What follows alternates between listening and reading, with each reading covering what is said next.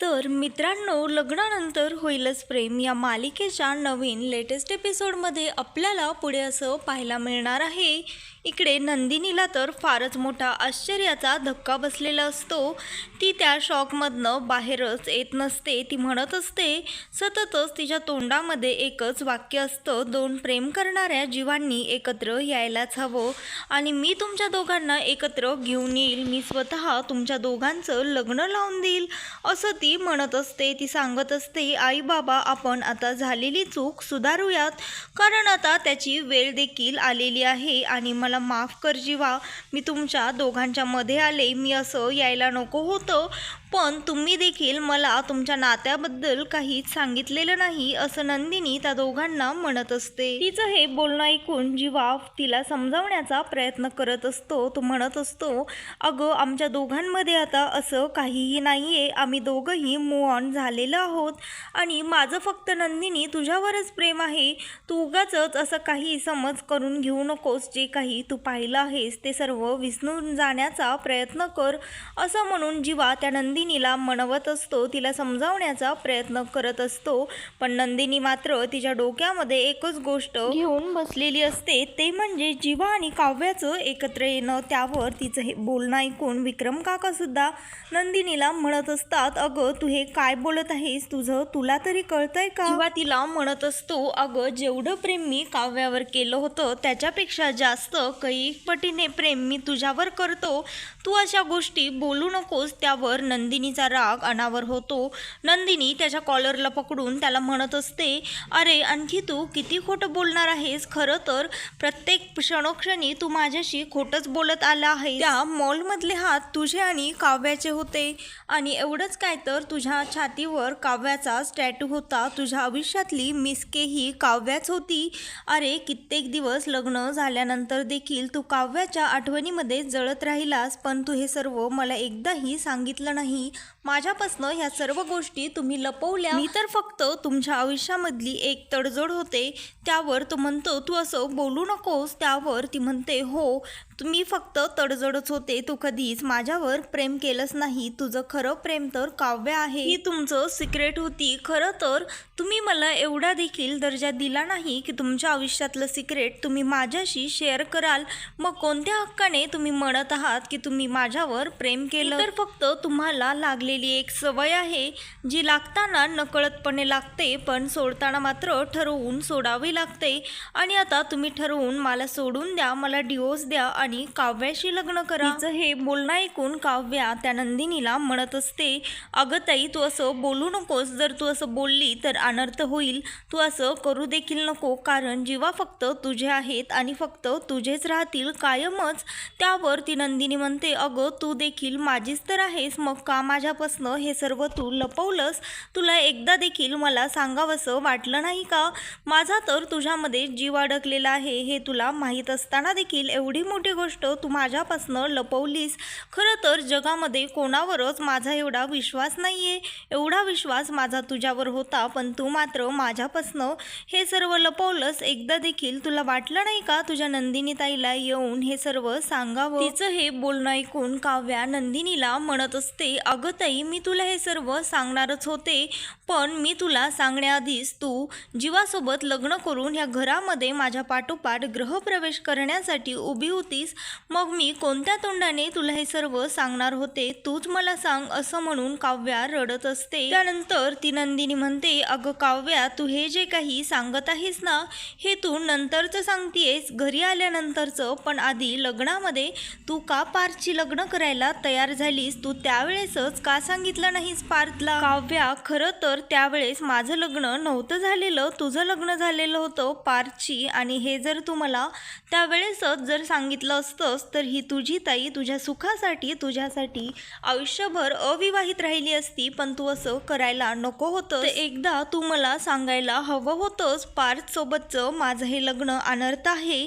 त्यावेळेसच आपण काहीतरी नक्कीच केलं असतं ग. निदान तू मला सांगितलं असतं तर जीवाला मी माझ्याशी लग्नच करू दिलं नसतं असं ती म्हणत असते. निदान तू घरी आल्यानंतर तरी सांगायला हवं होतं. काव्या नंदिनीला म्हणत असते, ताई मी नाही बोलू शकले, कारण उगाचच माझ्यामुळे तुझं आधीच लग्न मोडलं होतं आणि पुन्हा दुसऱ्या वेळेस मला माझ्यामुळे कोणाचा संसार मोडायचा नव्हता.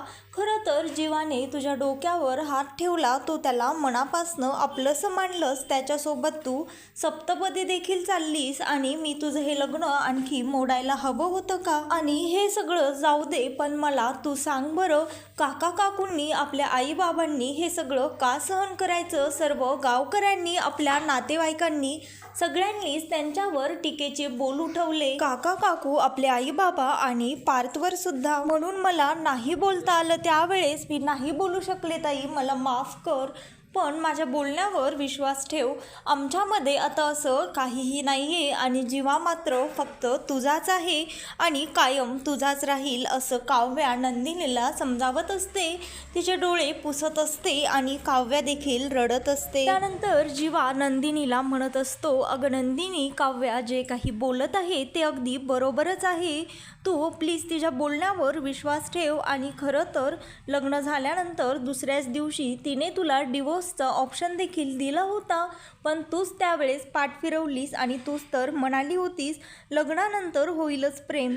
त्यावर ती म्हणत असते, हो मीच असं म्हणाले होते, कारण तिथे गावामध्ये माझ्यासमोर वणवा पेटला होता. लग्नामध्ये तुम्ही मला वाचवलं, खरं तर त्यासाठी मी तुमची आयुष्यभर आभारी राहील, असं नंदिनी जीवाला हात जोडून म्हणत असते. खरं तर कोणीतरी हातामध्ये घेतलेल्या हातापेक्षा डोक्यावर ठेवलेल्या हाताचं मोल मला जास्त होतं, पण मला आता असं वाटत आहे त्यावेळेस तुम्ही तो हात काव्याच्या डोक्यावर ठेवायला हवा होता. तिने नाही सांगितलं, पण जीवा तुम्ही तरी सांगायला हवं होतं. मला नाही सांगितलं तर निदान आईला, बाबांना, तुमचे हे भाऊ ह्यांच्याकडे बघा एकदा. ह्यांना तर तुम्ही तुमचा सगळ्यात जवळचा मित्र मानताना निदान ह्यांना तरी तुम्ही सांगायला हवं होतं. जीवा नंदिनीला म्हणत असतो, अगं नंदिनी तूच सांग, मी तिला कुठल्या तोंडाने सांगणार होतो?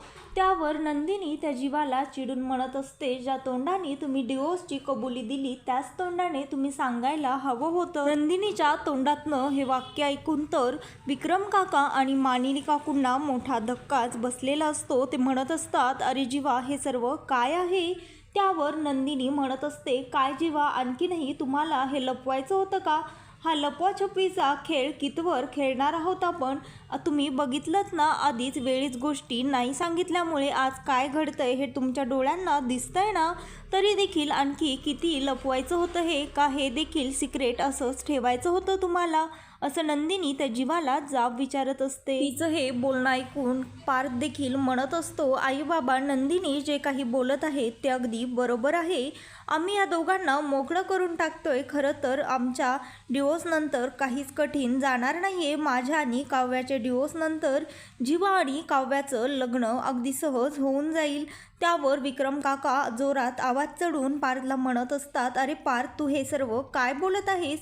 त्यावर तो म्हणतो, हो बाबा, मी जे काही बोलत आहे ते अगदी बरोबरच आहे, कारण आम्ही तुम्हाला सांगितलं नव्हतं. आम्ही खूप आधीच डिवोर्स फाईल केला होता आणि आता ही वेळ निघून गेली आहे, असं नंदिनी त्या विक्रम काकांना आणि मानिनी काकूंना म्हणत असते. हे सर्व बोलणं ऐकून जीवा मात्र नंदिनीसमोर हात जोडत असतो, तिला विनंत्या करत असतो, तिला म्हणत असतो, नंदिनी प्लीज बास कर, आता हे पुरे झालं. त्यावर नंदिनी जीवासमोर हात जोडून त्याला म्हणत असते, अहो तुम्ही हात जोडू नका, खरं तर मीच हात जोडायला हवेत.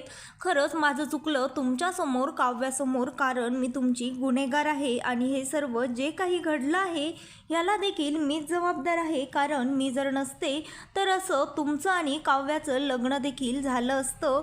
खरं तर मीच तुमच्या दोघांच्या प्रेमामध्ये आले आहे. जर मीच नसते तर अशी तीन आयुष्यांची फरफट देखील झाली नसती, असं म्हणून सगळा दोष नंदिनी स्वतःला देत असते आणि रडत देखील असते. खरं तर भरमांडवातून मला किडनॅप केलं. खरं तर तुम्ही मला वापस आणायलाच नको होतं. ज्यावेळेस तुम्ही मला वापस आणलं त्यावेळेस माझ्यासोबत लग्न करण्याचा निर्णय हा सर्वस्वी फक्त तुमचा होता. त्यावेळेसच जर तुम्ही मला तुमच्या छातीवरचं टॅटू दाखवला असता तर मी आल्या पावली निघून गेले असते. मी असं तुमच्या दोघांमध्ये आले नसते असं म्हणून ती रडत असते. खरं तर लग्नानंतर होईलच प्रेम, नको लग्नाआधीचं प्रेमाला जिंकू दे, कारण दोन प्रेम करणाऱ्या जीवांनी एकत्र यायलाच हवं असं ती नंदिनी सर्वांना सांगत असते. हे सर्व बोलणं ऐकून त्या नंदिनीचे बाबा म्हणत असतात, नंदिनी तू अगदी बरोबर बोलत आहेस. खरं तर मी देखील खूप चुका केल्या आहेत. काव्याला बळजबरी लग्नासाठी उभं केलं. खरं तर मी एकदा देखील तिला विचारायला हवं होतं आणि तुझ्या परत येण्याची वाट देखील मी बघितली नाही. पण तू आता जे काही बोलली आहेस ते अगदी बरोबर आहे. एका बापाला कधीही तिची मुलगी जड नसते. चल बाळा, तू तुझी बॅग भरायला घे, तू आपल्या घरी चल. तिच्या बाबाचं बोलणं ऐकून नंदिनी तिची बॅग भरण्यासाठी तिच्या रूममध्ये जात असते आणि मानिनी काकू म्हणत असतात, भाऊजी हे सर्व तुम्ही काय बोलत आहात? त्यावर विक्रम काका देखील त्यांना म्हणतात, अरे तू हे काय बोलत आहेस? आपण मोठे आहोत, आपण विषय संपवायचा की वाढवायचा? त्यावर ते म्हणत असतात, खरं तर मी आता विषय संपवतच आहे आणि तेही कायमचा. मी जे काही म्हणलो आहे ते अगदी बरोबरच आहे आणि मी मात्र माझ्या मतावर ठाम आहे असं ते काका विक्रम काकांना सांगत असतात. खरं तर तुझा जीवा आणि माझी काव्या जे काही वागली आहे ते आता पाहून खरं तर मलाच माझ्या दोन थोबाडीत मारून घ्यावंसं वाटत आहे असं ते काका विक्रम काकांना सांगत असतात. त्यानंतर त्या नंदिनीचे बाबा काव्याला म्हणत असतात, आणि काय गं काव्या, एवढं सर्व होतं तर तू अशी लग्नाला का तयार झालीस? तू एकदा तरी सांगायला हवं होतंस. तुला असं वाटलं नाही का हे सर्व एकदा तरी सर्वांच्या कानावर घालायला हवं? की तुला खात्री होती की हे सर्व कधीच कोणाच्याही कानावर येणार नाही, कोणालाही हे कळणार नाही, याची तुला खात्री होती का? काय गं, मी आता तुला काय विचारत आहे, तू अशी गप्प का उभी आहेस? असं म्हणून तिचे बाबा तिला रागवत असतात. मानिनी काकू मात्र ठामपणे काव्याची बाजू घेत असतात. त्या म्हणत असतात, भाऊजी तुम्ही असं तिला ओरडू नका, तिच्यावर रागवू नका. खरं तर तिने हे सर्व आपल्या सर्वांचा विचार करूनच केलं आहे. आपल्या सर्वांसाठीच तिने स्वतःचं मन मारून ती हे सगळं करण्यासाठी तयार झाली. ही बाजू तुम्हाला दिसत नाही आहे का? आणि हे तर खरं तर तुमचेच सगळे चांगले संस्कार आहेत. आपण ह्याविषयी बोलूयात. हे सर्व बोलायचं सोडून तुम्ही हिलाच दोष देताय. खरं तर माझ्या दोन्ही सुनांची ह्या सर्वामध्ये काहीही चूक नाही आहे आणि खरं तर मी काव्याबाबतीत तर कोणाचंही काहीही ऐकून घेणार नाही आणि मी नंदिनीला देखील भाऊजी तुम्हाला इथनं घेऊन जाऊ देणार नाही. त्यावर ते काका म्हणतात, पण जर तिलाच इथे राहायचं नसेल तर मग? इकडे नंदिनी तिच्या बेडरूममध्ये तिची बॅग भरत असते. जीवा मात्र तिला असं करण्यापासून अडवत असतो. तो म्हणत असतो, अगं नंदिनी, तू माझ्या आयुष्यामध्ये नसशील तर मी काय करणार आहे? त्यावर नंदिनी त्याला म्हणत असते, मी तर तुझ्या आयुष्यामध्ये कधीच नव्हते. जीवा मात्र नंदिनीला समजावण्याचा प्रयत्न करत असतो. तिला असं करण्यापासून, घर सोडून जाण्यापासून अडवत असतो. तो म्हणत असतो, तू नसशील तर माझं काय होईल मी तर इमॅजिन सुद्धा करू शकत नाहीये. जर तू नसशील तर माझा आनंद मी कोणासोबत शेअर करणार, माझे प्रॉब्लेम कोणाला सांगणार? आणि ह्या रूममधला पसारा हे सर्व काही आपलं आहे नंदिनी, हे आपलं जग आहे. सोबत नसशील तर माझं दुःख मी कोणाच्या कुशीमध्ये सांगू? आपल्या रात्रीच्या गप्पा, आपली पाणीपुरी खाणं हे सर्व काही आपलं आहे, हे आपलं जग आहे. आपलं सोबत चिट्टी वाजवणं हे सर्व काही आपलं आहे आणि तू माझी आहे. हा सर्व आपला पसारा आहे आणि ह्या रूममध्ये जर पसारावाला असेल आणि चकाचक बाई जर नसेल तर मग मात्र कसं होईल? तू असं करणार नाही आहेस, मला खात्री आहे. झालं गेलं सगळं विसरून जा, मला माफ कर नंदिनी. नंदिनी, तू माझी सवय नाही तर तू माझी सोबत आहेस आणि तुझ्या सोबतीशिवाय हे सगळं कसं होणार? तो तिच्या समोर हात जोडून तिला विनंत्या करत असतो. तो म्हणत असतो, प्लीज जाऊ नकोस, मला माफ कर नंदिनी. नंदिनी मात्र त्याला म्हणत असते, नाही जीवा, आपली सोबत मात्र इथपर्यंतच होती, आता बास, यापुढे मी काही सहन करू शकत नाही. त्यावर जीवा तिला म्हणत असतो, अगं प्लीज, तू समजतेस तसं काही नाही आहे. आता मी मूव ऑन झालेलो आहे, मी तुझ्यामध्ये गुंतत गेलो आहे, माझं फक्त आता तुझ्यावरच प्रेम आहे असं जीवा त्या नंदिनीला म्हणत असतो. नंदिनी जीवाला म्हणत असते, तुम्हाला जर खरंच माझ्यासोबत राहायचं होतं, तुमचं माझ्यावर प्रेम होतं, तुम्हाला माझी सोबत हवी होती, तर तुम्ही मला हे सर्व ह्या आधीच सगळं खरं सांगायला हवं होतं जीवा. त्यानंतर ती म्हणत असते, खरं तर माझं एक वेळेस नुकसान कोणी केलं तर ते देखील मी सहन करू शकते, पण जर माझा विश्वासघात केला तर मग मात्र मी ते सहन करू शकत नाही आणि हे तर तुम्हाला चांगलंच माहीत होतं, तरी देखील तुम्ही असं केलं. बास, आता आपल्यातलं सगळं काही संपलं आहे. त्यावर तो तिच्यावर हात जोडून तिला विनंत्या करत असतो. तो म्हणत असतो, एकदा माझं ऐकून तरी घे, आणि तिला थांबवण्याचा प्रयत्न करत असतो. पण नंदिनी मात्र त्याचं काहीही ऐकत नसते. सर्व तिचं सामान तिच्या बॅगमध्ये ती भरत असते. तो म्हणतो, खरं तर ह्या जगामध्ये मला स्वप्नांवर विश्वास ठेवायला तू शिकवलंस, आणि मी तुझा विश्वासघात करेन का? एकदा माझ्या डोळ्यात डोळे घालून मला सांग. खरं तर कोणत्या तरी बोलसटपणामध्ये मी हे लग्न केलं, पण ह्या लग्नावर, ह्या प्रेमावर विश्वास ठेवायला तू मला भाग पाडलंस, तू मला शिकवलंस.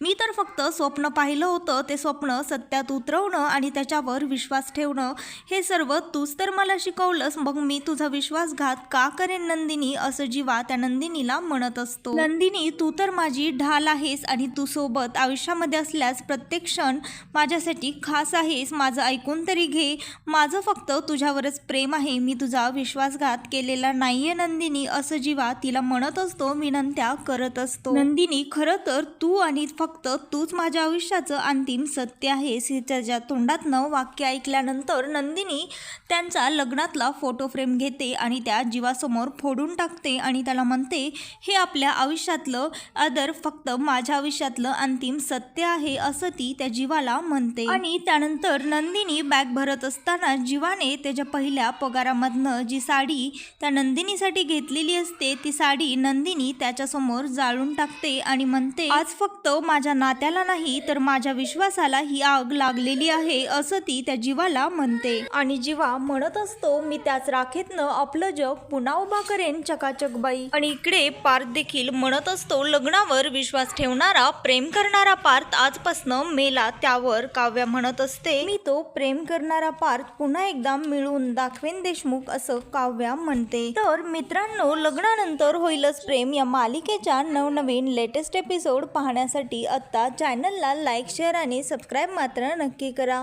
व्हिडिओ आवडलेला असल्यास व्हिडिओला कमेंट देखील करा.